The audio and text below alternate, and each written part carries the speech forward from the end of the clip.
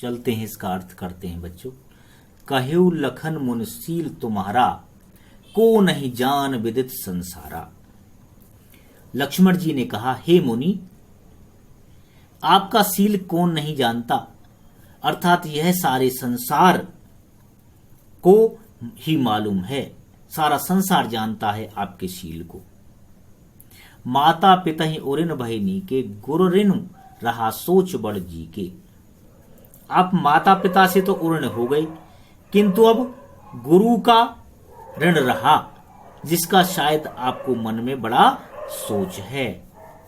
सो जन हमरे माथे काढ़ा, दिन चल गए ब्याज बढ़ बाढ़ा। यह ऋण चुकाने का माध्यम है मानो, अर्थात यह ऋण चुकाने का माध्यम मानो मैं ही था। सो जनो हमरे ही माथे काढ़ा, दिन चले गए ब्याज बढ़ बाढ़ा। बहुत दिन बीत जाने के कारण उसका ब्याज भी बहुत बढ़ गया होगा।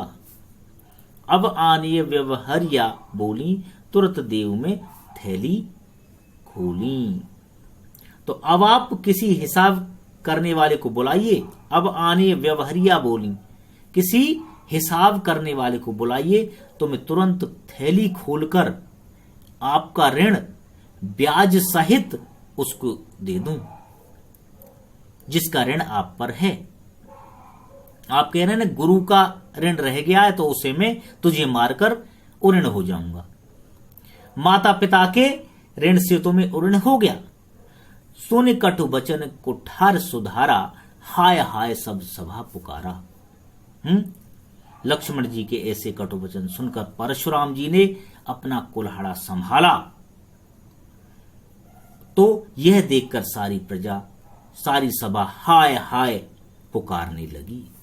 भृगुबर परसु देखा बहु मोही, विप्र विचार बचो नृपद्रोही। लक्ष्मण जी इस पर बोले, हे भृगुश्रेष्ठ, आप मुझे फरसा दिखा रहे हैं, परंतु हे राजाओं के शत्रु, मैं ब्राह्मण समझकर आपको आघात करने से बचा रहा हूं। विप्र विचार बचो नृपद्रोही।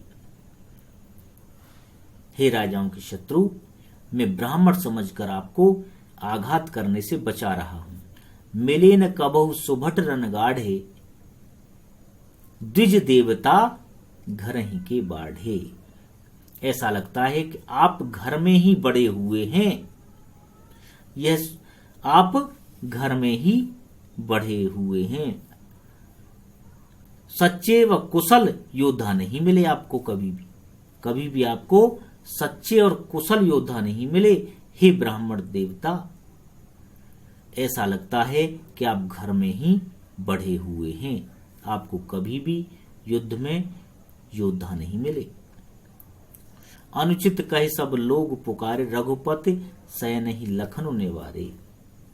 यह सुनकर सभा में उपस्थित सभी लोग यह अनुचित है कहकर पुकार उठे। तब श्री राम ने आंखों के संकेत से रघुपति सयन ही लखन निवारे। तब श्री राम जी ने आंखों के संकेत से लक्ष्मण जी को रोक दिया। लखन उतर आहूति सरिस, भृगुबर कोप क्रसान। लक्ष्मण जी का उत्तर सुनकर परशुराम जी क्रोध रूपी अग्नि में आहुति के समान थे। लक्ष्मण जी का उत्तर परशुराम जी की क्रोध रूपी अग्नि में आहुति के समान था। इस क्रोधाग्नि को बढ़ते देखते हुए बढ़त देख जल सम वचन बोले रघुकुल भान। और इस क्रोधाग्नि को बढ़ते हुए देखकर रघुकुल के सूर्य श्री रामचंद्र जी जल के समान शांत करने वाले शीतल वचन बोले। आपका पूरा हो गया। और बच्चों, इसमें शिल्प सौंदर्य में या भाव सौंदर्य में या काव्य सौंदर्य में आप लिखेंगे कि काव्यांश की भाषा सरल, सहज, बोधगम्य, प्रभावोत्पादक अवधि भाषा है। अभिधा तथा व्यंजना शब्द शक्ति का प्रयोग हुआ है। हाय हाय में पुनरुक्ति प्रकाश अलंकार है। सो जनु हमरे माथे काढ़ा में उत्प्रेक्ष अलंकार है, जनु जानो मनु मानो। और भ्रगुबर कोप कृसान रघुकुल भानु में रूपक अलंकार की छटा देखने को मिलती है।